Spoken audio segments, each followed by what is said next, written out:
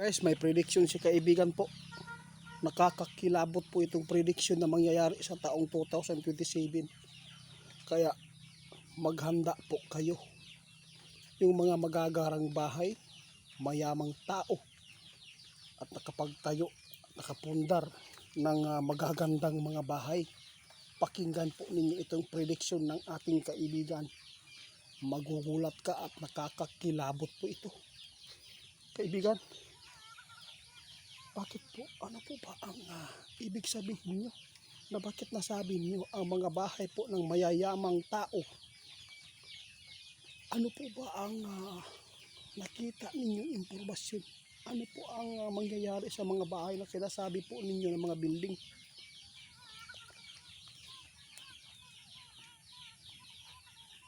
Nako, guys, kahit hindi ka mayaman, sabi ng ating kaibigan, tandaan po ninyo itong prediction ni Linyo. Ngayong 2027, may nakapasok na impormasyon ngayon sa kanilang kaharian patungkol po sa malakas na lindol sa taong 2027 na ito ay magdodulot na maraming matatabunan dahil sa mga building na itinayo o ginawang bahay, mga idol. Diyos ko.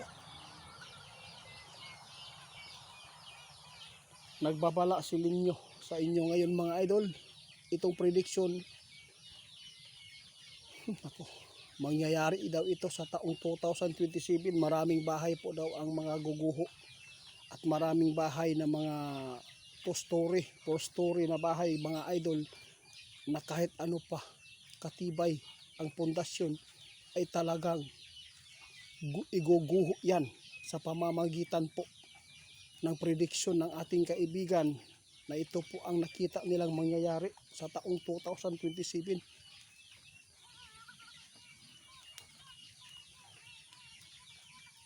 Hindi pa daw maranasan po ng tao sa Mindanao at saka dito sa Pilipinas ang mahigit 8.2 magnitude. Hindi pa yan maranasan ninyo. Posibilidad inestimate ng ating kaibigan kung mangyari man yan ngayong 2027 dahil nakapagyanig na dito sa Mindanao ng 7.8 magnitude. Kung mayroon man po mga lindol masagupan nating taon na to, nasa 6 lang dahil po sa pagyanig po ng 7.8 magnitude dito sa sa Mindanao. Grabing prediction ito, mga idol. Kung gusto man ninyong ligtas sa taong 2027, panoorin at pakishare po ito para mapaabot ninyo sa kamag-anak ninyo. Baka mayroon po silang mga bahay na ito yung binanggit po natin, mga palapag, no? At malapit sa dagat, malapit sa mga city, building na mga mahahaba, may mga tulay na mga sobrang bigat, sobrang haba na mga tulay. Tandaan po ninyo yung bigat nandyan sa Luzon, no? Kapag mayroon pong mangyayaring 7.8 magnitude, masasabi na yan na the big one na yan. Pero kailan lang po nyo ito nakuha, kaibigan, yung sinasabi nyong prediction na mangyayari? Grabe, oh. Tiningnan po ng ating kaibigan, guys, ang palibot buong Pilipinas, kung ano po ang mangyayari sa susunod. Hindi nila inaasahan na ito po ang nagpapakitang impormasyon na binigyan ng ating kaibigan ng prediction na ito po ay mangyayari sa taong 2027. Makasagupa tayo ng 8.5 magnitude. Kaya pinapaalalahan kayo ni kaibigan, kung mayroon kayong mga bahay na nababanggit ngayon, pwede po na huwag na lang tayo dyan tumira. Maganda po, gusto po talaga ninyo na walang buhay ang masawi, doon na lang tayo sa mga hindi mabibigat na bahay, mga itulad po ng mga kahoy na materialis at ginastusan na pinaganda. Hindi po lahat po ng magarang bahay, matibay, ay magpakailanman. Talagang iguguho daw yan. Tandaan nyo, ha, prediction ng ating kaibigan, aabot ng 8 magnitude sa taong 2027.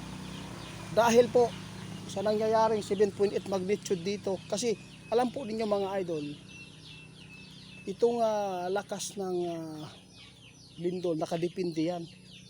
Kahit aabot pa yan ng 8, kung sikan tupli lang ang paggalaw, pagyanig, ay hindi po yan makakapinsala ng malaki.